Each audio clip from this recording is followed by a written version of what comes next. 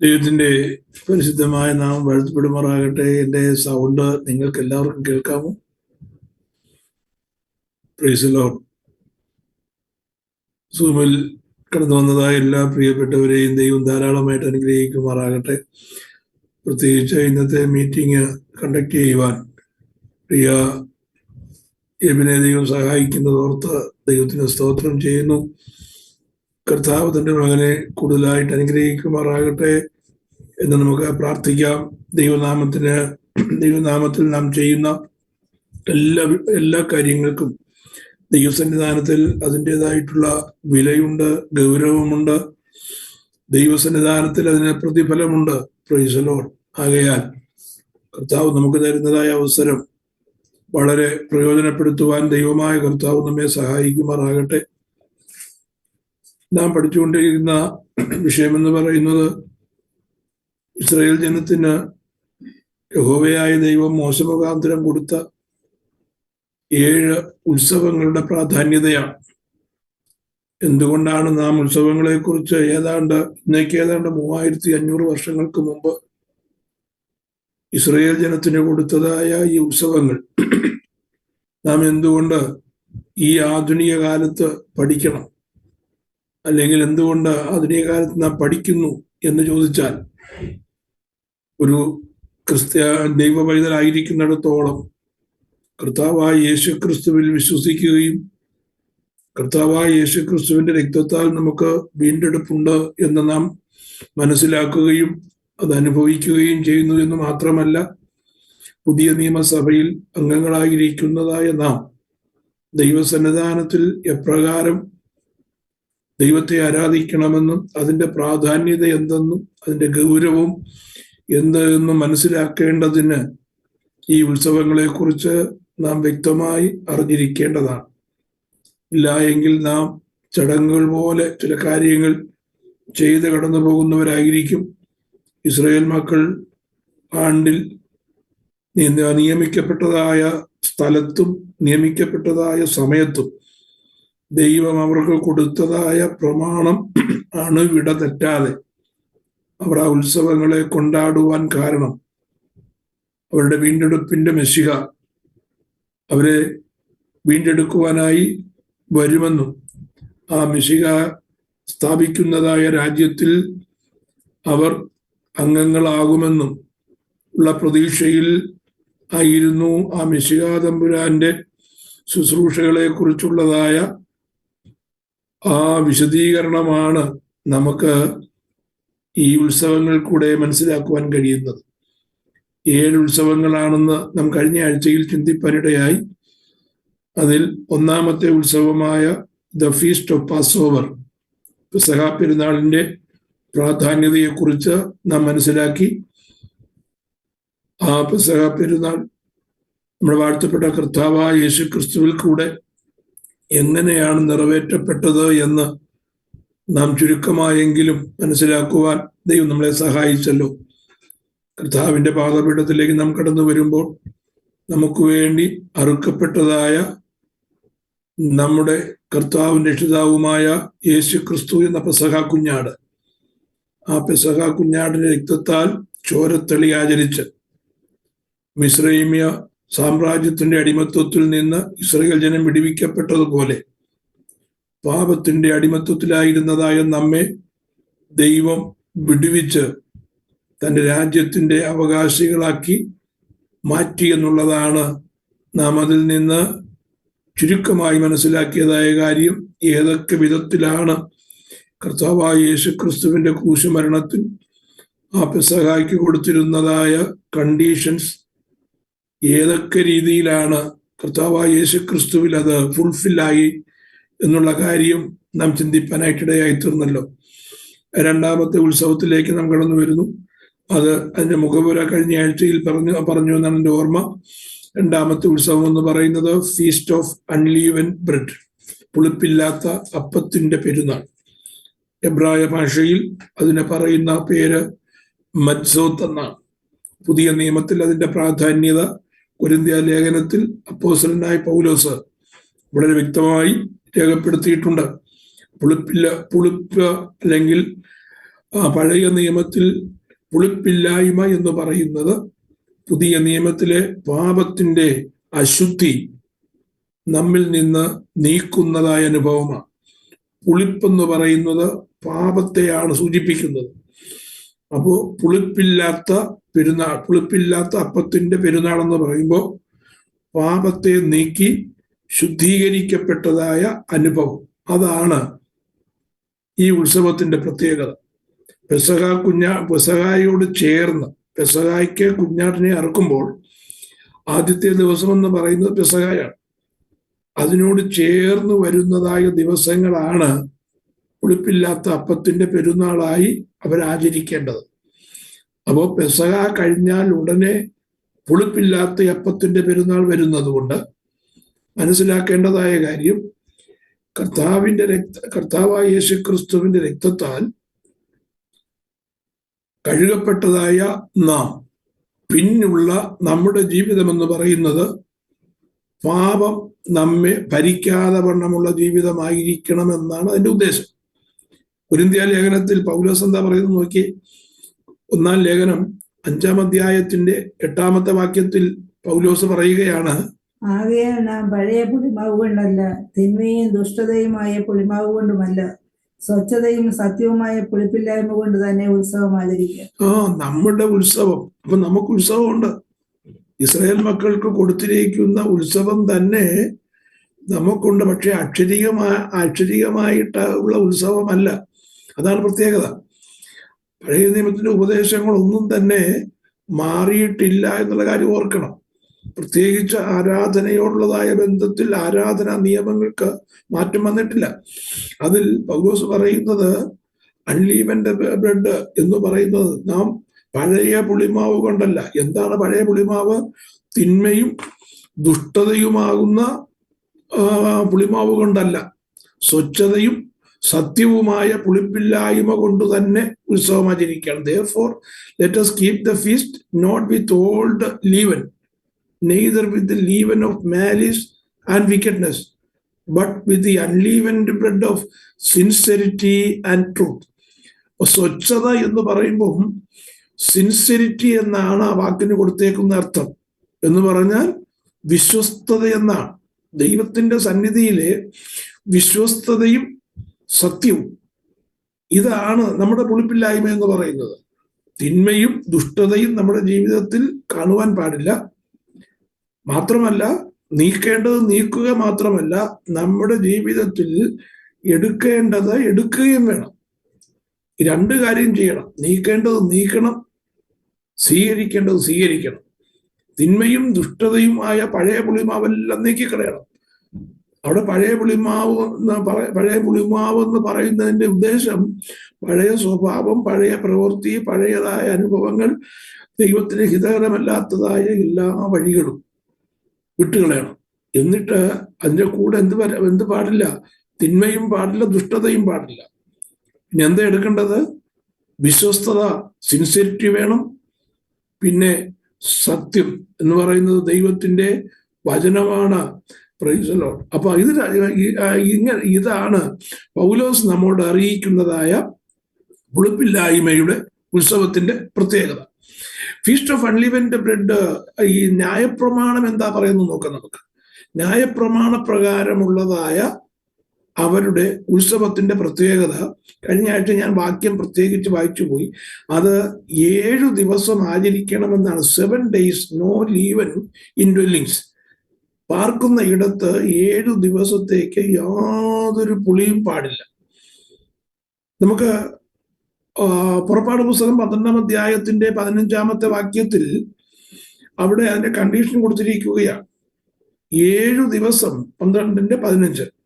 7 ദിവസം നിങ്ങൾ പുളിപ്പില്ലാത്ത അപ്പം തിന്നണം. 1-ാം ദിവസം തന്നെ പുളിച്ച മാവ് നിങ്ങളുടെ വീടുകളിൽ നിന്ന് നീക്കണം. 1-ാം ദിവസം മുതൽ 7-ാം ദിവസം വരെ ആരെങ്കിലും പുളിപ്പുള്ള അപ്പം തിന്നാൽ അവനെ ഇസ്രായേലിൽ നിന്ന് ഛേദിച്ചു കളയണം.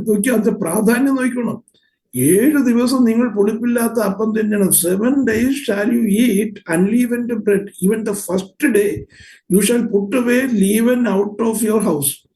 വീട്ടിൽ നിന്ന് 1-ാം ദിവസം തന്നെ പുളിപ്പ് മാറ്റിക്കളയണം.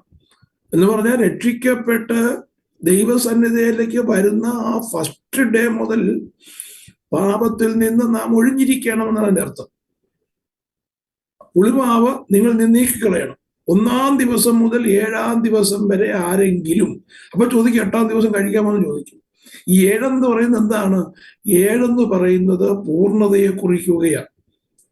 പുതിയ നിയമ തത്വം അനുസരിച്ച് അല്ലെങ്കിൽ ദൈവിക ഭാഷ്യം അനുസരിച്ച് 7 എന്ന് പറയുന്നത് പൂർണ്ണതയെ കുറിക്കുകയാണ്. ഒരു വ്യക്തിയുടെ ജീവിതത്തിന്റെ പൂർണ്ണത എന്ന് പറഞ്ഞാൽ രക്ഷിക്കപ്പെടുന്നതായ നാള് മുതൽ ഒന്നുകിൽ കർത്താവിന്റെ വരവ് വരെ അല്ലെങ്കിൽ അവന്റെ ജീവിതത്തിന്റെ അവസാനം വരെ എന്ത് കാണാൻ പാടില്ല? പുളിപ്പ് കാണാൻ പാടില്ല. അപ്പോൾ പാപത്തിന്റെ അനുഭവം, ഈ പുളിപ്പിന്റെ അനുഭവം നമ്മുടെ ജീവിതത്തിൽ ഉണ്ടോ എന്നുള്ള കാര്യം നാം എന്ത് ചെയ്യണം? അത് എപ്പോഴും തിരക്കിക്കൊണ്ടിരിക്കണം. ഈ തിരക്കുന്ന ഒരു പരിപാടിയുണ്ട് കേട്ടോ. സെഫന്യാവിന്റെ പുസ്തകത്തിലേക്ക് വരുമ്പോൾ അവിടെ സെഫന്യാവിന്റെ പുസ്തകം 1-ാം അധ്യായത്തിന്റെ 12-ാമത്തെ വാക്യത്തിൽ ആ കാലത്ത് ഞാൻ യെരൂശലേമിനെ വിളക്ക് കത്തിച്ച് ശോധന കഴിക്കുകയും മട്ടിന്മേൽ ഉറച്ചു കിടന്ന് യഹോവ ഗുണമോ ദോഷമോ ചെയ്യുകയില്ല എന്ന് ഹൃദയത്തിൽ പറയുന്ന പുരുഷന്മാരെ സന്ദർശിക്കുകയും ചെയ്യും. അവിടെ സെഫന്യാവ് ആ വാക്യം എഴുതുവാൻ കാരണം, യെരൂശലേമിനെ വിളക്ക് കത്തിച്ച് ശോധന കഴിക്കും എന്ന് പറഞ്ഞിരിക്കുന്നതിന്റെ കാരണം, ഈ പെസഹായുടെ തലേ ദിവസം, പെസഹ ആചരിക്കുന്ന ദിവസം ഉണ്ടല്ലോ, അതിന്റെ തലേ ദിവസം ഭവനത്തിലെ കുടുംബനാഥൻ വിളക്ക് കത്തിക്കും. വിളക്ക് കത്തിച്ചിട്ട് ആ വിളക്കിന്റെ പ്രകാശത്തിൽ താൻ പാർക്കുന്ന കൂടാരത്തിന്റെ എല്ലാ മുക്കിലും മൂലയിലും കൊണ്ടുചെല്ലും, വിളക്ക് കൊണ്ടുചെല്ലും. എന്തിനാണ്? എവിടെങ്കിലും ആകരുതാത്തത് വല്ലതുമുണ്ടോ? പുളിപ്പിന്റെ അനുഭവമുണ്ടോ? അശുദ്ധിയുടെ അനുഭവമുണ്ടോ? നാളെ മുതൽ പെസഹായുടെ ആ ഉത്സവം ആചരിക്കുകയാണ്. പെസഹ ഒരിക്കലും അശുദ്ധിയോടെ ആചരിക്കേണ്ടതല്ല, വിശുദ്ധിയോടെ ആചരിക്കണം. കൂടാരം വിശുദ്ധമായിരിക്കണം, കുഞ്ഞുങ്ങൾ വിശുദ്ധമായിരിക്കണം, പാർക്കുന്നിടം വിശുദ്ധമായിരിക്കണം. എന്തെങ്കിലും അശുദ്ധി ഉണ്ടോ എന്ന് തിരക്കിക്കൊണ്ട് കുടുംബനാഥൻ പ്രകാശമുള്ളതായ വിളക്കും കത്തിച്ച് ആ വീട് മുഴുവൻ തിരക്കുന്നതായ ആ ഒരു പശ്ചാത്തലമാണ്, അതിന്റെ ഒരു കോണ്ടെക്സ്റ്റാണ് സെഫന്യാ പ്രവാചകൻ എഴുതിയിരിക്കുന്നത്. ദൈവം യെരൂശലേമിനെ ശോധന ചെയ്യും. യെരൂശലേമിൽ എവിടെങ്കിലും പാപത്തിന്റെ അനുഭവം ഉണ്ടോ എന്ന് ശോധന ചെയ്യുമെന്നുള്ള കാര്യമാണ് സെഫന്യാ രേഖപ്പെടുത്തിയിരിക്കുന്നത്. ഇനിയും നമുക്ക് ഈ പുളിപ്പില്ലാത്ത അപ്പത്തിന് പറയുന്നതായ പേരുണ്ട്, ന്യായപ്രമാണ പ്രകാരം കൊടുത്തിരിക്കുന്ന പേരുണ്ട്. എന്താണ് പേരെന്ന് നോക്കിക്കേ. ആവർത്തന പുസ്തകം 16-ാം അധ്യായത്തിന്റെ 3-ാമത്തെ വാക്യം. മിസ്രയീം ദേശത്ത് നിന്ന് പുറപ്പെട്ട ദിവസത്തെ നിന്റെ ആയുഷ്കാലമൊക്കെ ഓർക്കേണ്ടതിന് അതിനോടുകൂടെ പുളിച്ച അപ്പം തിന്നരുത്. മതി. കഷ്ടതയുടെ ആഹാരം, കോൾഡ് ബ്രെഡ് ഓഫ് അഫ്ലിക്ഷൻ. പുളിപ്പില്ലാത്ത അപ്പം എന്ന് പറയുന്നത്, പുളിപ്പില്ലാത്ത അപ്പം നമുക്കറിയാം, അത് കഴിക്കാൻ രുചിയില്ല. ഉപ്പൊക്കെ ചേർത്ത് എണ്ണയൊക്കെ ചേർത്ത് അതിന്റെ പാകത്തിന് ഉണ്ടാക്കിയെങ്കിലേ നമുക്ക് അപ്പം തിന്നുവാനായിട്ട് കഴിയത്തുള്ളൂ. ഉപ്പില്ലാത്ത അപ്പം കഴിക്കുക എന്ന് പറയുന്നത് വലിയ പ്രയാസമുള്ള കാര്യമാണ്. അപ്പോൾ പുളിപ്പില്ലാത്ത അപ്പം എന്ന് പറയുന്നത് വലിയ പ്രയാസമുള്ളതായ കാര്യമാണ്. അപ്പോൾ ആ പുളിച്ച അപ്പം തിന്നരുത്. അത് കഷ്ടതയുടെ ആഹാരമാണ്. പുളിപ്പില്ലാത്ത അപ്പം എന്ന് പറയുന്നത് കഷ്ടതയുടെ ആഹാരമാണ്. എന്തുകൊണ്ടാണ് കഷ്ടതയുടെ ആഹാരം കഴിക്കണമെന്ന് പറയാൻ കാരണം? അതവരുടെ ഓർമ്മയ്ക്കാണ്. കഴിഞ്ഞ 400 വർഷം അവർ മിസ്രൈമിന്റെ അടിമത്വത്തിൽ കിടന്ന് കഷ്ടപ്പെട്ടതായ അനുഭവത്തെ അവർ ഓർത്ത് ആ കഷ്ടതയിൽ നിന്ന് ദൈവം ഞങ്ങളെ വിടുവിച്ചു എന്ന് ഓർത്ത് ദൈവസന്നിധിയിൽ സന്തോഷിക്കുന്നതായ അനുഭവമാണ് പുളിപ്പില്ലാത്ത അപ്പം. അപ്പൊ നമ്മെ സംബന്ധിച്ച് മരണത്തിലേക്ക് നയിക്കപ്പെട്ടിരുന്നതായ നാം, മരണത്തിന്റെ ആടുകളായി മേയ്ക്കപ്പെട്ടിരുന്നതായ നമ്മെ കർത്താവായ യേശു ക്രിസ്തുവിന്റെ രക്തം കൊണ്ട് വീണ്ടെടുത്ത് എന്ത് ചെയ്തു? ഈ സ്വർഗീയ പാർപ്പിടത്തിൽ നമ്മെ ഇരുത്തുവാൻ ദൈവത്തിന് മനസ്സായി.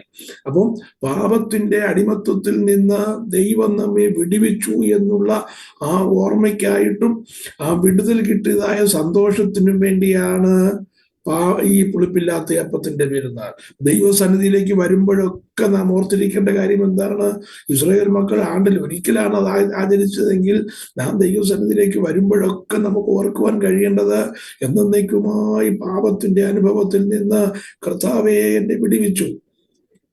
ഇനി പാപത്തിന്റെ ആടുകളായി മേയ്ക്കപ്പെടാതെ വണ്ണം, മരണത്തിന്റെ ആടുകളായി മേയ്ക്കപ്പെടാതെ വണ്ണം ജീവന്റെ അനുഭവത്തിലേക്ക് എന്നെ പ്രവേശിപ്പിച്ചു എന്നുള്ള ആ വലിയ സന്തോഷം കൊണ്ട് നാം ആരാധിക്കുന്ന ആ സന്തോഷകരമായ നിമിഷങ്ങളാണ് പുളിപ്പില്ലാത്ത അപ്പത്തിന്റെ പെരുന്നാൾ നമ്മുടെ ജീവിതത്തിൽ എന്ന് പറയുന്നത്.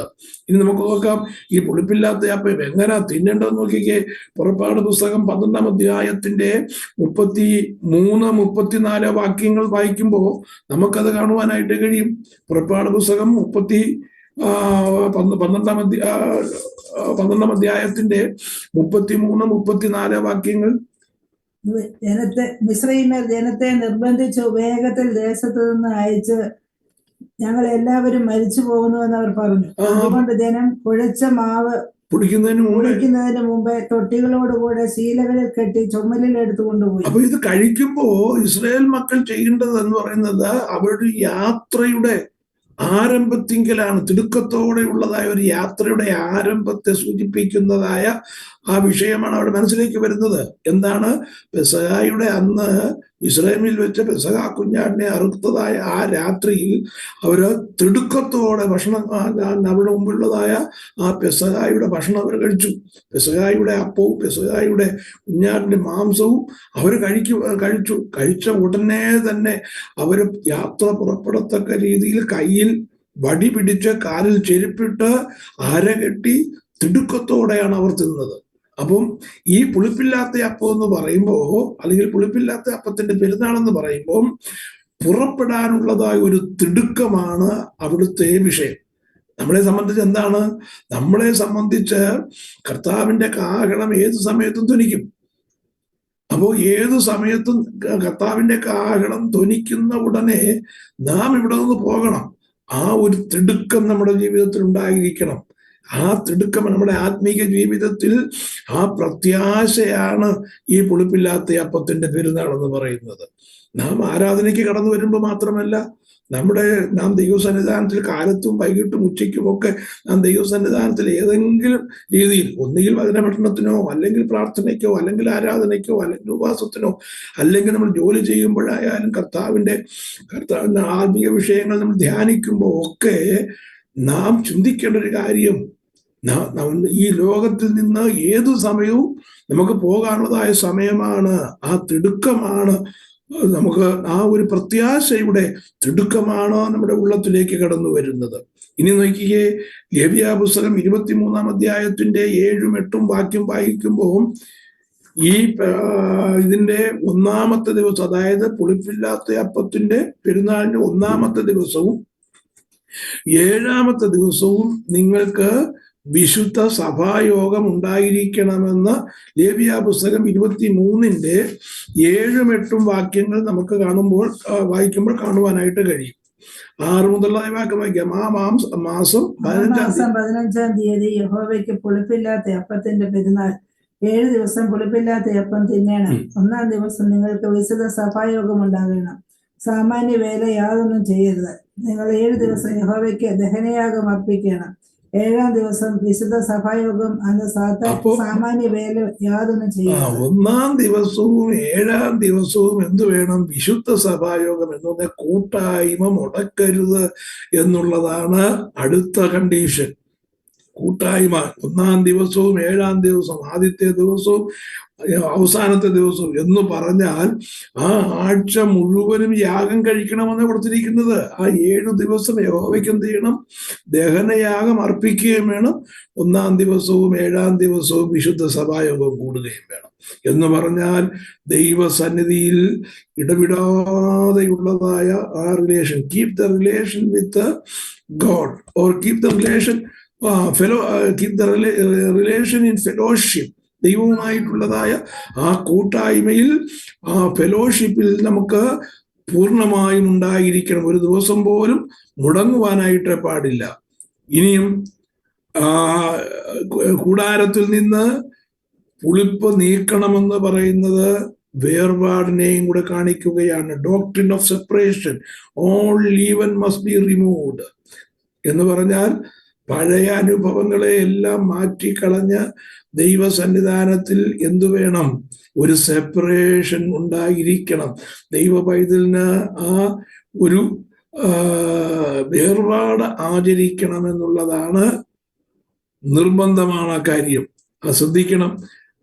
കർത്താവിന്റെ വരവ് അടുത്തുകൊണ്ടിരിക്കുമ്പോൾ എങ്ങനെയും ഈ വേർപാട് നഷ്ടപ്പെടുത്തി ദൈവസന്നിധിയിലെ പ്രാഗൽഭ്യത്തിൽ നിന്ന് മാറ്റിക്കളയാനായിട്ട് പിശാച് ഭയങ്കരമായി പോരാടിക്കൊണ്ടിരിക്കുകയാണ്.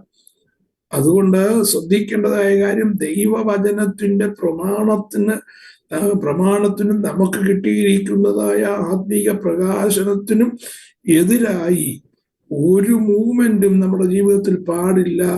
ആ സെപ്പറേഷൻ അല്ലെങ്കിൽ ആ വേർപാട് നഷ്ടപ്പെടുത്തിയാൽ ദൈവവുമായിട്ടുള്ളതായ ബന്ധത്തിന് കോട്ടം സംഭവിപ്പാൻ ഇടയാകും. അത് ശ്രദ്ധിക്കുക. ഇതാണ് പുളിപ്പില്ലാത്ത അപ്പത്തിന്റെ ന്യായപ്രമാണ പ്രകാരമായ കാര്യങ്ങളെ കുറിച്ച് നമുക്ക് ചിന്തിക്കുവാനുള്ളത്. ഇനി നമുക്ക് ഈ പുളിപ്പില്ലാത്ത അപ്പം കർത്താവായ യേശുക്രിസ്തുവിൽ എങ്ങനെയാ നിവർത്തീകരിച്ചിരിക്കുന്നത് നോക്കാം. അത് നമുക്ക് യോഹന്നാന്റെ സുവിശേഷം 6-ാം അധ്യായത്തിന്റെ 35-ാമത്തെ വാക്യത്തിലേക്ക് വരാം. അത് കർത്താവായ യേശുക്രിസ്തുവിന്റെ the points to Christ burial in the tomb sinless, no leaven of sin, he is the unleavened bread. കർത്താവിന്റെ ശരീരം കല്ലറയിൽ വെക്കുന്നതായ ആ നിമിഷം വരെ തന്നിൽ എന്തില്ലായിരുന്നു? He was sinless and no leaven of sin. പാപത്തിന്റെ ഒരു പുളിപ്പും അവിടുത്തെ ശരീരത്തിൽ ഇല്ലായിരുന്നു. He is the unleavened bread. അതുകൊണ്ടാ കർത്താവ് പറഞ്ഞത് 6-ാം അധ്യായത്തിന്റെ 35-ാമത്തെ വാക്യം എന്താണ്? യേശു അവരോട് പറഞ്ഞത്, ഞാൻ ജീവന്റെ അപ്പമാണ്. ഞാൻ ജീവന്റെ അപ്പമാണെന്ന് ധൈര്യത്തോടെ പറയാൻ കാരണം, പാപത്തിന്റെ അംശമായ ഒന്നും, no leaven of sin, and his body was totally sinless. അപ്പോ അതുകൊണ്ട് ആ പാപമില്ലാതിരുന്നതായ തിരുശരീരത്തിന്റെ അടയാളം എന്നുള്ളതായ നിലയിലാണ് നാം മുറിക്കുന്നതായ അപ്പം, കർത്താവിന്റെ മേശയിൽ നാം മുറിക്കുന്നതായ അപ്പം. കർത്താവ് പറഞ്ഞു, എൻ്റെ ശരീരം ഭക്ഷിക്കുകയും എൻ്റെ രക്തം കുടിക്കുകയും ചെയ്യുന്നവന് ഉള്ളിൽ ജീവനുണ്ട്, ഞാൻ അവനെ ഒടുക്കത്തെ നാളിൽ ഉയർത്തെഴുന്നേൽപ്പിക്കും. ഇതാണ് കർത്താവ് പറഞ്ഞതായ കാര്യം. ഇനി നോക്കാം, കർത്താവ് തൻ്റെ ജീവകാലത്ത് അല്ലെങ്കിൽ ശുശ്രൂഷയുടെ ആരംഭത്തിൽ താൻ ആലയം ശുദ്ധീകരിച്ചത് ഈ പുളിപ്പില്ലാത്ത അപ്പത്തിന്റെ പെരുന്നാളിനുള്ളതായ ബന്ധത്തിൽ അന്വർത്ഥമായ വിഷയമാണ്. ആ ഭാഗം എടുക്കേണ്ട കാര്യമില്ല, ഞാനത് പറഞ്ഞു പോകാം. യോഹന്നാന്റെ സുവിശേഷം 2-ാം അധ്യായത്തിൽ 13 മുതൽ 18 വരെയുള്ളതായ വാക്യത്തിൽ അവിടെ ആലയത്തെ പുളിപ്പിക്കുന്നതായ സകലത്തെയും ആലയത്തിൽ നിന്ന് കർത്താവ് പുറത്താക്കി കളഞ്ഞു. വിൽക്കുന്നവരെയും വാങ്ങുന്നവരെയും വാണിജ്യത്തിൽ ഇടപെടുന്നവരെയും പലിശക്കാരെയും നാണയം കൈമാറ്റം ചെയ്യുന്നവരെയും അവരെയും ഇവരെയും എല്ലാം എന്ത് ചെയ്തു? കർത്താവ് അടിച്ചു പുറത്താക്കി. അപ്പോ ആ ആലയത്തിൽ നിന്ന് തന്നെ, എൻ്റെ ആലയം പ്രാർത്ഥനാലയം എന്ന് വിളിക്കപ്പെടും, നിങ്ങളോ അതിനെ കള്ളന്മാരുടെ ഗുഹയാക്കി തീർത്തു, പുളിപ്പിന്റെ കേദാരമാക്കി നിങ്ങളതിനെ മാറ്റിക്കളഞ്ഞു. അതുകൊണ്ട് ആ ആലയത്തിൽ നിന്ന് സകല പുളിപ്പും കർത്താവ് മാറ്റിക്കളഞ്ഞു. കർത്താവ് ശുശ്രൂഷ ആരംഭിക്കുമ്പോൾ ആ പുളിപ്പ് മാറ്റിയിട്ടാണ് കർത്താവ് ശുശ്രൂഷ ആരംഭിക്കുന്നത്. അപ്പോൾ കർത്താവിൽ അത് ഫുൾഫില്ലായി എന്നുള്ള കാര്യം നമുക്ക് വ്യക്തമായി മനസ്സിലാക്കുവാനായിട്ട് കഴിയും. അതുകൊണ്ട് തന്നെ പ്രവാചകനായ യെശയ്യാവ് പറയുന്നൊരു ദൂതുണ്ട്. 52-ാം അധ്യായത്തിന്റെ 11-12 വാക്യങ്ങളിൽ നമ്മൾ ഇങ്ങനെയാണ് കാണുന്നത്: depart, go out from there, touch no unclean thing, for the Lord will go before you, and the God of Israel will be your rear guard. ഒന്ന് വായിച്ചിട്ട് യെശയ്യാ പ്രവാചകന്റെ പുസ്തകം 52-ന്റെ 11-12 വാക്യങ്ങൾ. വിട്ടുപോരുവേൻ, അവിടെ നിന്ന് പുറപ്പെട്ടു പോരുവേൻ, അശുദ്ധമായതൊന്നും തുടരുത്, അതിന്റെ നടുവിൽ നിന്നും പുറപ്പെട്ടു പോരുവേൻ, യഹോവയുടെ ഉപകരണങ്ങളെ ചുമക്കുന്നവരെ മതി. Depart, go out from there. എവിടുന്ന ഡിപ്പാർട്ട് ആകേണ്ടത്? എവിടുന്ന വിട്ടു പോരേണ്ടത്? പാപത്തിന്റെ അനുഭവത്തിൽ നിന്ന്. Unclean thing, from touch no unclean thing, അശുദ്ധമായതൊന്നും തുടരുത്. ഇത് തന്നെയാണ് പൗലോസ് തന്നിരിക്കുന്നതായ ന്യൂ ടെസ്റ്റമെന്റ് ഡോക്ട്രിൻ എന്ന് പറയുന്നത്. നോക്കൂ, പുളിപ്പില്ലാത്ത അപ്പത്തിന്റെ പെരുന്നാളും പുതിയ നിയമത്തിന്റെ വേർപാടിന്റെ ഉപദേശവും തമ്മിൽ ഇന്റർകണക്റ്റഡ് ആണ്. ആ പുളിപ്പില്ലാത്ത അപ്പത്തെ കുറിച്ചുള്ളതായ വിവരണം നമുക്ക് മനസ്സിലായില്ലെങ്കിൽ ആ വേർപാടിന്റെ ആഴം എന്തെന്നുള്ള കാര്യം മനസ്സിലാക്കാൻ ബുദ്ധിമുട്ടാണ്. നമുക്ക് അറിയാവുന്ന ഭൗതിക വിഷയത്തോടുള്ളതായ ബന്ധത്തിൽ എപ്രകാരം ഇസ്രായേൽ മക്കൾ അതിനകത്ത് കർശനമായി അത് ആചരിച്ചോ, ഈ 7 ദിവസത്തിനുള്ളിൽ വീട്ടിൽ എവിടെങ്കിലും പുളിപ്പുണ്ടെങ്കിൽ അവനെ ഛേദിച്ച് കളയണം, കൊന്നുകളയണമെന്നാണ് അതിൻ്റെ ഉത്തരം. അപ്പോ അത്രത്തോളം ഗൗരവമായി കൊണ്ടാടിയിരുന്നതായ അതേ കാര്യം, പ്രവാചകനായ യെശയ്യാവ് വിളിച്ചു പറയുന്നതായ അതേ കാര്യം അപ്പോസ്തലനായ പൗലോസ് പുതിയ നിയമസഭയ്ക്ക് കൊടുക്കുന്ന വേർപാടിന്റെ ഉപദേശമാണ്. കൊരിന്ത്യ ലേഖനം 2-ാം ലേഖനം 6-ാം അധ്യായത്തിന്റെ 17-ാമത്തെ വാക്യത്തിൽ നമുക്കത് കാണുവാനായിട്ട് കഴിയും. ആ വാക്യം കൊരിന്ത്യ ലേഖനം 2-ാം അധ്യായത്തിന്റെ 2 കൊരിന്തി 6-ാം അധ്യായത്തിന്റെ 17-18 വാക്യം. അതുകൊണ്ട് അവരുടെ നടുവിൽ നിന്ന് പുറപ്പെട്ട് വേർപെട്ടിരിപ്പീൻ എന്ന് കർത്താവ് അരുളി ചെയ്യുന്നു. അശുദ്ധമായതൊന്നും തുടരുത്. എന്നാൽ ഞാൻ നിങ്ങളെ കൈക്കൊണ്ട് നിങ്ങൾക്ക് പിതാവും നിങ്ങൾ എനിക്ക് പുത്രന്മാരും പുത്രിമാരുമായിരിക്കും. ഇത് പലപ്പോഴും നമ്മൾ നിസ്സാരമായി വായിച്ചു കളയുന്ന കാര്യമാണ്. ഇതിന്റെ ഗൗരവം എന്താണെന്നുള്ള കാര്യം മനസ്സിലാക്കണമെങ്കിൽ പുളിപ്പില്ലാത്ത അപ്പത്തിന്റെ പെരുന്നാൾ എങ്ങനെയാണ് ഇസ്രായേൽ മക്കൾ കൊണ്ടാടിയത് എന്നും നമ്മൾ ചിന്തിക്കണം. പെസഹായുടെ തലേന്ന് മുതൽ പുളിപ്പ് അവരന്വേഷിക്കുകയാണ്. ഭവനത്തിന്റെ ഏതെങ്കിലും മൂലയിലോ പുളിപ്പ് കാണരുത്, നിർബന്ധമാണത്. അത് കംപ്ലീറ്റ് അവർ നീക്കിക്കളഞ്ഞിരിക്കുക. അബദ്ധവശാൽ എവിടെങ്കിലും പുളിപ്പുണ്ടെന്നിരിക്കട്ടെ, കണ്ണിൽ പെടാതിരിക്കുകയോ അല്ലെങ്കിൽ മനഃപൂർവമായോ സൂക്ഷിച്ചു വച്ചിരിക്കുന്നത് അത് മാറ്റിക്കളയാൻ പ്രയാസമായതുകൊണ്ട് മാറ്റിക്കളഞ്ഞില്ല എന്നിരിക്കട്ടെ. എന്താ പ്രമാണം? ഈ 7 ദിവസത്തിൽ ആരുടെയെങ്കിലും ഭവനത്തിൽ പുളിപ്പ് കണ്ടാൽ അവനെ പാളയത്തിൽ നിന്ന് ഛേദിച്ച് കൊന്നുകളയണം. അപ്പൊ അങ്ങനെയെങ്കിൽ പുതിയ നിയമത്തിന്റെ പ്രമാണത്തിലേക്ക് വരുമ്പോൾ കർത്താവ് പറഞ്ഞ എന്താണ്? പൗലോസ് പറഞ്ഞിരിക്കുന്നത് കർത്താവിന്റെ വാക്കുകൾ അതുപോലെ എടുത്തു പറഞ്ഞിരിക്കുകയാണ്. അതുകൊണ്ട് അവരുടെ നടുവിൽ നിന്ന് പുറപ്പെട്ട് വേർപെട്ടിരിപ്പീൻ എന്ന് കർത്താവ് അരുളി ചെയ്യുന്നു. അശുദ്ധമായതൊന്നും തുടരുത്, എന്നാൽ ഞാൻ നിങ്ങളെ കൈക്കൊള്ളും. അശുദ്ധമായത് ഒന്നും തുടരുത്, എന്നാൽ ഞാൻ നിങ്ങളെ കൈക്കൊള്ളും. അങ്ങനെയെങ്കിൽ മാത്രമേ നിങ്ങൾ എനിക്ക് പുത്രന്മാരും പുത്രിമാരും ഞാൻ നിങ്ങൾക്ക് പിതാവുമായിരിക്കുകയുള്ളൂ എന്ന് കർത്താവിന്റെ അരുളപ്പാട്. അപ്പൊ നോക്കിയേ, വേർപാടിന്റെ ഉപദേശത്തിന്റെ ആ പ്രാധാന്യതയും ഗൗരവവും നാം മനസ്സിലാക്കണം. പഴയ നിയമത്തിൽ ഒരു നിയമം അല്ലെങ്കിൽ ഒരു പ്രമാണം, പുതിയ നിയമത്തിൽ വേറൊരു പ്രമാണമെന്നില്ല. പഴയ നിയമത്തിൽ നിയമം കൊടുത്ത ദൈവം തന്നെയാണ് പുതിയ നിയമത്തിലും നമുക്ക് ഉപദേശം തന്നത്. അതുകൊണ്ട് രണ്ടും കൂടെ കമ്പൈൻ ചെയ്ത് നമ്മൾ പഠിക്കുമ്പോൾ അതിന്റെ ഗൗരവവും പ്രാധാന്യവും നമുക്ക് മനസ്സിലാക്കുവാനിടയാകും. വേർപാടിന്റെ ഉപദേശം എന്ന് പറയുന്നത് ചെറിയ കാര്യമല്ല. കർത്താവിങ്കിൽ തൻ്റെ വരവെങ്കിൽ എടുക്കപ്പെടുവാൻ തൻ്റെ പുത്രിമാരും പുത്രന്മാരും എന്നുള്ളതായ നിലയിൽ എടുക്കപ്പെടണമെങ്കിൽ ആഴമേറിയ വേർപാടിന്റെയും വിശുദ്ധിയുടെയും ഉപദേശം നാം സ്വീകരിച്ചേ മതിയാകുകയുള്ളൂ. ഇനി എഫേസ്യ ലേഖനത്തിലെ ഒരു വാക്യങ്ങൾ വായിക്കാം. എഫേസ്യ ലേഖനം 4-ാം അധ്യായത്തിന്റെ 22 മുതൽ 24 വരെയുള്ള വാക്യങ്ങളിൽ മുമ്പിലത്തെ നടപ്പ് സംബന്ധിച്ച ചതിമോഹങ്ങളാൽ വഷളായി പോകുന്ന പഴയ മനുഷ്യനെ ഉപേക്ഷിച്ച് നിങ്ങളുടെ ഉള്ളിലെ ആത്മാവ് സംബന്ധമായി പുതുക്കം പ്രാപിച്ച് സത്യത്തിന്റെ ഫലമായ നീതിയിലും വിശുദ്ധിയിലും ദൈവാനുരൂപമായി സൃഷ്ടിക്കപ്പെട്ട പുതുമനുഷ്യനെ ധരിച്ചു കൊള്ളുവീൻ. നോക്കിയേ, എന്താ പ്രാധാന്യം? ഞാനത് വിശദീകരിക്കുന്നില്ല, നമ്മൾ പലപ്പോഴും വായിച്ചിട്ടുള്ളതാണ്.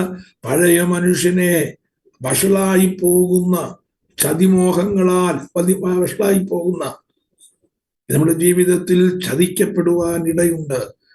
അങ്ങനെയുള്ളതായ പഴയ മനുഷ്യന്റെ സ്വഭാവങ്ങളെ പൂർണ്ണമായും നീക്കിക്കളയണമെന്നുള്ളതാണ് നമ്മളെക്കുറിച്ച് ദൈവം ആഗ്രഹിക്കുന്നത്. ഇതാണ് പുളിപ്പില്ലാത്ത അപ്പത്തിന്റെ പെരുന്നാളിനെ കുറിച്ചുള്ളതായ പ്രമാണം. ഇനി നമുക്ക് മൂന്നാമത്തെ ഉത്സവത്തിലേക്ക് വരാം. മൂന്നാമത്തെ ഉത്സവം എന്ന് പറയുന്നത് first fruits, festival of first fruits എന്ന് പറഞ്ഞാൽ ആദ്യ ഫലക്കറ്റയുടെ പെരുന്നാൾ. എന്താണ് ആദ്യ ഫലക്കറ്റയുടെ പെരുന്നാൾ? ഇതെന്താ? അതിന് കൊരിന്ത്യ ലേഖനത്തിന്റെ പൗലോസ് പറയുന്നതായ ആ ആദ്യ ഫലക്കറ്റയുടെ പെരുന്നാളിന്റെ പ്രാധാന്യത നമുക്ക് കാണുവാൻ കഴിയും. പുതിയ നിയമത്തിൽ അതിന്റെ പ്രാധാന്യം അതാണ്. കൊരിന്ത്യർക്ക് എഴുതിയത് 1-ാം ലേഖനം 15-ാം അധ്യായത്തിന്റെ 20-ാമത്തെ വാക്യം. But now Christ is Raisan from the dead. ക്രിസ്തു മരിച്ചവരിൽ നിന്ന് ആദ്യ ഫലമായി ഉയർത്തെഴുന്നേറ്റിരിക്കുന്നു. ക്രിസ്തു മരിച്ചവരിൽ നിന്ന് ആദ്യ ഫലമായി ഉയർത്തെഴുന്നേറ്റില്ല. അപ്പം ആദ്യ ഫലം ആരാണ്? ക്രിസ്തുവാണ്. അങ്ങനെയെങ്കിൽ ആദ്യ ഫലക്കറ്റയുടെ പെരുന്നാൾ എന്ന് പറയുന്നത് ക്രിസ്തുവിനോട് അനുരൂപരായി തീരുന്നതായ അനുഭവത്തിലേക്ക് നമ്മളെ കൊണ്ടുവരികയാണ്. അപ്പൊ എങ്ങനെയാണ് ഈ ഇസ്രായേൽ മക്കൾ അതെങ്ങനെയാണ് ആചരിച്ചത് എന്നുള്ളത് നമുക്ക് മനസ്സിലാക്കുവാനായിട്ട് കഴിയും. ഇവർക്ക് ഒരു പ്രത്യേക അനുഭവമുണ്ട് കേട്ടോ. ഈ ഫസ്റ്റ് ഫ്രൂട്ടിന്, അതെങ്കിൽ ആദ്യ ഫലക്കറ്റയുടെ പെരുന്നാളിന് അവർ ആചരിക്കേണ്ടതായിട്ടുള്ള ആ ആചാരത്തിന് ഒരു പ്രത്യേകതയുണ്ട്. ആ ആഴ്ചയുടെ ആദ്യ ഫലക്കറ്റയുടെ പെരുന്നാൾ ആചരിക്കുന്ന ആഴ്ചയുടെ 1-ാം ദിവസം, ശബത്തിന് ശേഷം ദേവാലയ ശുശ്രൂഷകളിൽ ഏറ്റവും വിശദമായതും കൃത്യമായിട്ടാണ് അവർ ആചരിക്കുന്നത്. അതിന്റെ ആചാരം തുടങ്ങുന്നത് ഇങ്ങനെയാണ്: അവരുടെ വിളഞ്ഞു നിൽക്കുന്നതായ പാടത്തിലേക്ക് അല്ലെങ്കിൽ വയലുകളിലേക്ക് 3 പേര് അരിവാളുമായിട്ട് കടന്നു ചെല്ലും. നമുക്കറിയാം നമ്മുടെയൊക്കെ വയലിൽ എങ്ങനെയാണ് നെല്ലും ഗോതമ്പൊക്കെ കൊയ്തെടുക്കുന്നത് നമുക്കറിയാം. ആദ്യ ഫലക്കറ്റയുടെ പെരുന്നാളിന് ദേവാലയത്തിലേക്ക് ആദ്യമായി കൊണ്ടുവരേണ്ടത്, ആ പെരുന്നാൾ ആരംഭിക്കുന്നതിന് ആദ്യമായി കൊണ്ടുവരേണ്ടതായ കറ്റയുണ്ട്.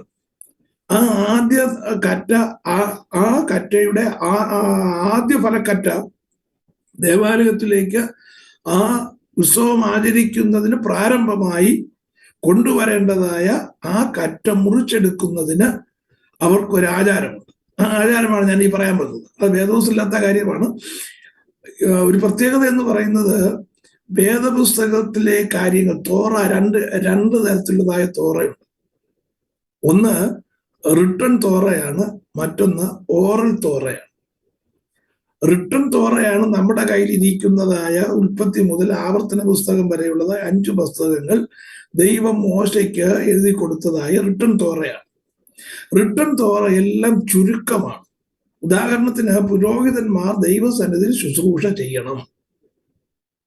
അത് എന്ത് ചെയ്യണം, അല്ലെങ്കിൽ ചെയ്യേണ്ടതായ കാര്യങ്ങളെ കുറിച്ചുള്ളതായ ഒരു ധാരണ മാത്രമാണ് യഹോവയായ ദൈവം മോശയ്ക്ക് കൊടുത്തിരിക്കുന്നത്. പക്ഷെ എങ്ങനെ ചെയ്യണമെന്നുള്ള കാര്യം ന്യായപ്രമാണത്തിൽ കൊടുത്തിട്ടില്ല. പുരോഹിതന്മാർ ശുശ്രൂഷ ചെയ്യണം, അത് എങ്ങനെ ചെയ്യണം എന്നുള്ള വിശദ വിവരം എവിടില്ല, written തോറയ്ക്കകത്തില്ല.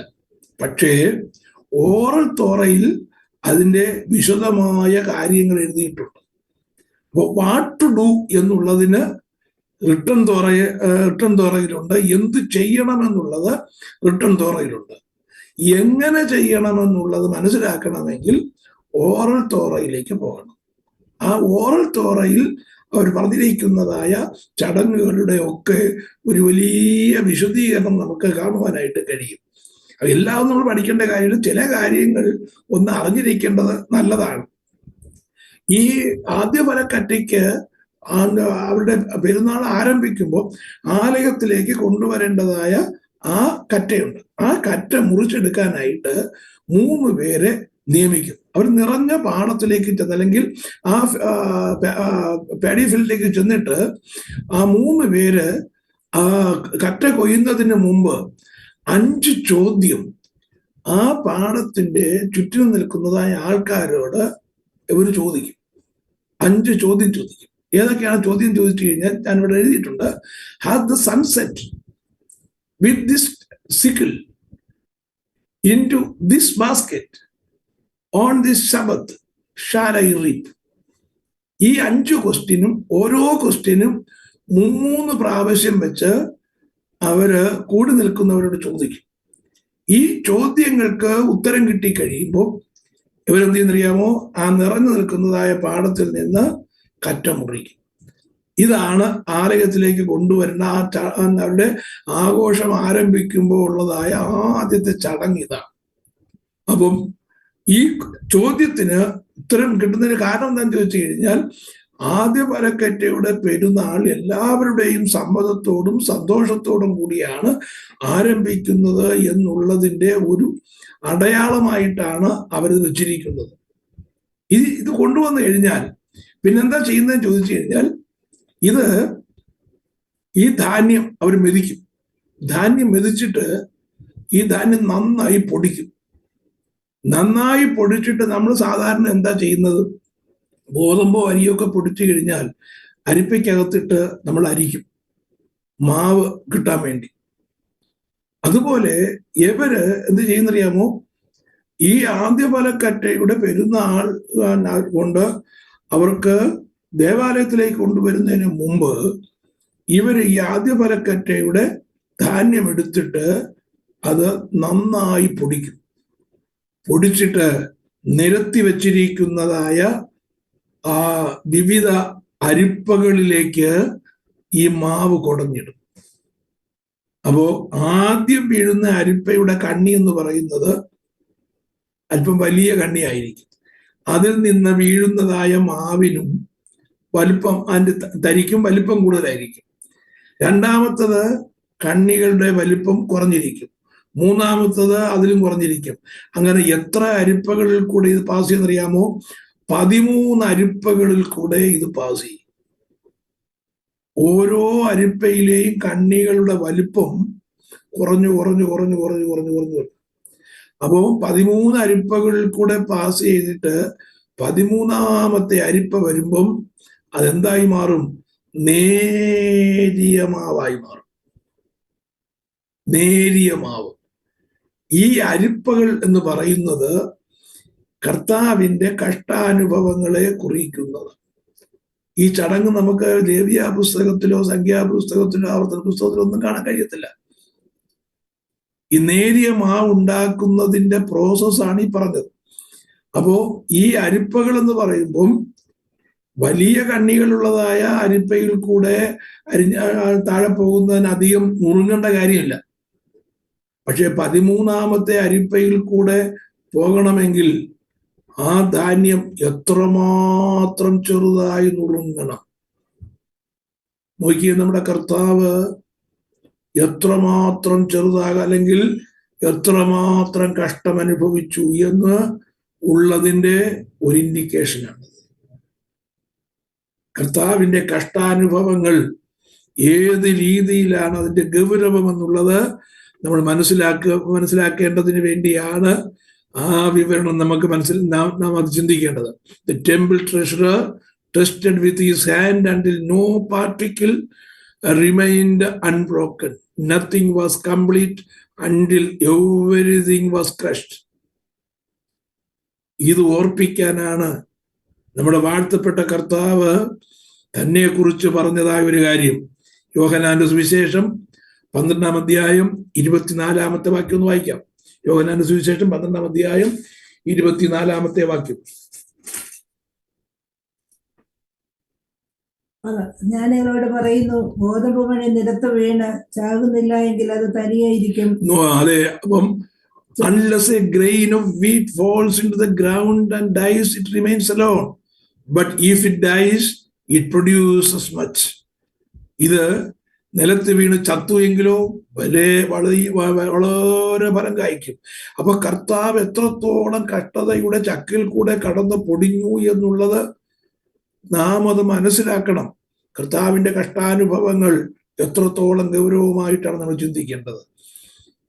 Unless a grain of wheat falls into the ground and dies, it remains alone. നിലത്ത് വീണ് ഒരു ഗോതമ്പ് മണി നിലത്ത് വീണ് ചാകുന്നില്ലെങ്കിൽ തനിയെ ഇരിക്കും, ചത്തു എങ്കിലോ വളരെ ഫലം കായ്ക്കും. കർത്താവ് വളരെ ഫലം കായ്ക്കേണ്ടതിന്, നമ്മെ പാപത്തിന്റെ അടിമത്തത്തിൽ നിന്ന് വീണ്ടെടുക്കേണ്ടതിന്, ആ ജീവന്റെ അപ്പമായി തീരേണ്ടതിന് താൻ അനുഭവിച്ചതായ കഷ്ടതകളുടെ ഒരു വലിയ അനുഭവം നമുക്ക് കാണുവാനായിട്ട് കഴിയും. ഇനിയും പുനരുത്ഥാനത്തിന്റെ the wave offering of fulfilment, ഇത് ഈ കറ്റ കൊണ്ടുവന്നിട്ട് ആലയത്തിൽ കൊണ്ടുവന്ന് നീരാജനം ചെയ്യും. നീരാജനം ചെയ്യും എന്ന് പറഞ്ഞാൽ ആലയത്തിൽ കൊണ്ടുവന്ന പുരോഹിതൻ ഇങ്ങനെ ദൈവത്തിന്റെ സന്നിധാനത്തിൽ വേവ് ചെയ്യും. അതിനാണ് നീരാജനം ചെയ്യുക എന്ന് പറയുന്നത്. ആ നീരാജനം ചെയ്യുന്നതായ ആദ്യ ഫലക്കറ്റയുടെ പൊരുളാണ് നമ്മുടെ വാഴ്ത്തപ്പെട്ട കർത്താവ്. ആ പൊരുളിനെ കുറിച്ചാണ് അപ്പോസ്തലനായ പൗലോസ് എഴുതിയിരിക്കുന്നത്. എന്താണ്? നമ്മുടെ കർത്താവ് എന്ത് ചെയ്തു? പ്രൈസ് ദി ലോർഡ്, മരിച്ചവരിൽ നിന്ന് ആദ്യ ഫലമായി ഉയർത്തെഴുന്നേറ്റു. എന്തിനാ ഉയർത്തെഴുന്നേറ്റത്? നമുക്കും ഒരു ഉയർത്തെഴുന്നേൽപ്പുണ്ട് എന്നുള്ള ആ വലിയ പ്രത്യാശ നമുക്ക് തരികയാണ്. നമുക്ക് കർത്താവ് ഉയർത്തെഴുന്നേറ്റത് കൊണ്ട് നമുക്കും ഒരു ഉയർപ്പുണ്ട് എന്ന് വളരെ വ്യക്തമായി നമുക്ക് ദൈവത്തിന്റെ വചനത്തിൽ നിന്ന് കാണുവാനായിട്ട് കഴിയും. ഇനിയും കാൽവറി ക്രൂശിൽ കർത്താവ് മരിച്ചതായ കാര്യം നമുക്കറിയാം. അതെങ്ങനെയാണ് കർത്താവായ യേശു ക്രിസ്തുവിൽ നിവർത്തീകരിച്ചിരിക്കുന്നത്? In the heavenly temple now ongoing intercession for his redeemed children, pleading our case, sending the Spirit, restoring the wayward. കർത്താവ് നമുക്ക് വേണ്ടി ഇപ്പോൾ സ്വർഗത്തിൽ ചെയ്തുകൊണ്ടിരിക്കുന്നതായ കാര്യങ്ങളെ കുറിച്ചാണ്. ഇന്ന് നോക്കിയേ, കർത്താവ് സ്വർഗത്തിൽ ചെയ്യുന്നതായ കാര്യങ്ങൾ എന്താണെന്നും കൂടെ പറഞ്ഞിട്ട് ഞാൻ ഇന്നത്തെ ക്ലാസ് അവസാനിപ്പിക്കാം. ഒന്ന്, interceding for every believer 24 hours a day. ഇപ്പൊ നമുക്ക് വേണ്ടി പിതാവിന്റെ വലത്തുഭാഗത്ത് താൻ ഇരുന്ന് നമുക്ക് വേണ്ടി പക്ഷപാതം ചെയ്തുകൊണ്ടിരിക്കുകയാണ്. രണ്ട്, pleading our case against Satan's accusations before Father. വെളിപ്പാട് പുസ്തകം 12-ാം അധ്യായത്തിന്റെ 10-ാമത്തെ വാക്യം വായിക്കുമ്പോൾ ഞാൻ സ്വർഗത്തിൽ മഹാശബ്ദം പറഞ്ഞു കേട്ടത്, ഇപ്പോൾ നമ്മുടെ ദൈവത്തിന്റെ രക്ഷയും ശക്തിയും രാജ്യവും അവന്റെ ക്രിസ്തുവിന്റെ ആധിപത്യം തുടങ്ങിയിരിക്കുന്നു. നമ്മുടെ സഹോദരന്മാരെ രാപ്പകൽ കുറ്റം ചുമത്തുന്ന അപവാദിയായ സാത്താനെ തള്ളിക്കളഞ്ഞുവല്ലോ. അപ്പം സാത്താന്റെ അപവാദം ഫലിക്കാതെ വണ്ണം അതിനെതിരെ കർത്താവ് നമുക്ക് വേണ്ടി പക്ഷപാതം ചെയ്തുകൊണ്ടിരിക്കുകയാണ്.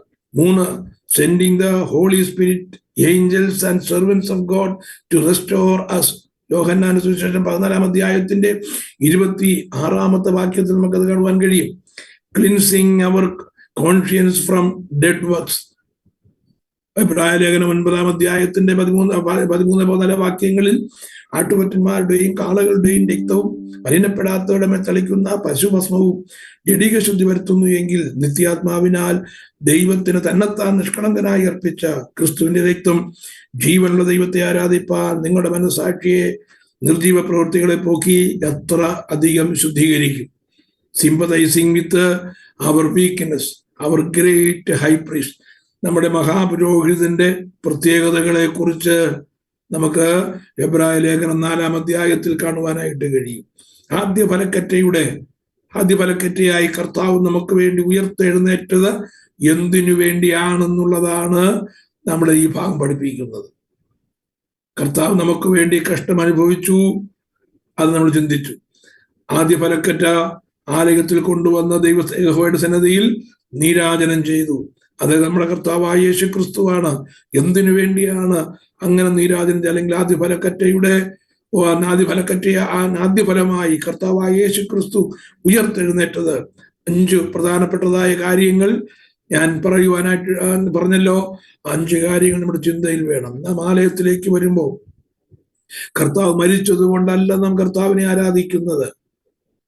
കർത്താവ് നമുക്ക് വേണ്ടി മരിച്ചു എന്നുള്ളത് കൊണ്ട് നമുക്ക് ലഭിക്കാനിടയായി.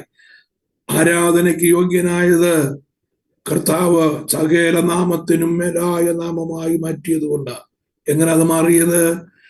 പിതാവായ ദൈവം മരിച്ചവരുടെ ഇടയിൽ നിന്ന് കർത്താവിനെ ഉയർത്തെഴുന്നേൽപ്പിച്ചു. മരിച്ചവനായിട്ടല്ല, ഉയർത്തെഴുന്നേറ്റ ക്രിസ്തുവിനെയാണ് നാം ആരാധിക്കുന്നത്, ആരാധനയ്ക്ക് യോഗ്യനായ കർത്താവിന്റെ മുമ്പിലേക്ക് വരുമ്പോൾ ആ കഷ്ടാനുഭവങ്ങൾ ഓർക്കുക. 2, കർത്താവ് നമുക്ക് വേണ്ടി ആദ്യ ഫലമായി ഉയർത്തെഴുന്നേറ്റു എന്ന് മനസ്സിലാക്കുക. ആദ്യ ഫലമായി ഉയർത്തെഴുന്നേറ്റതിന്റെ കാരണങ്ങൾ മനസ്സിലാക്കുക. ഒടുവിൽ നമുക്ക് വെച്ചിരിക്കുന്നതായ വലിയ പ്രത്യാശ, അതായത് നമുക്കും കർത്താവിനെ പോലെ ഒരു ഉയർപ്പുണ്ട് എന്ന ആ വലിയ പ്രത്യാശയാൽ നിറയുവാൻ ഇടയായിട്ട് തീരും. അതാണ് ആദ്യ ഫലക്കറ്റയുടെ പെരുന്നാൾ നമ്മെ ഓർപ്പിക്കുന്നത് എന്ന് പറഞ്ഞ് ആ 3ാമത്തെ ഫെസ്റ്റിവലിനെ കുറിച്ചുള്ളതായ വിവരണത്തിൽ ഞാൻ അവസാനിപ്പിക്കുന്നു. കർത്താവ് നമ്മെ സഹായിക്കുമാറാകട്ടെ.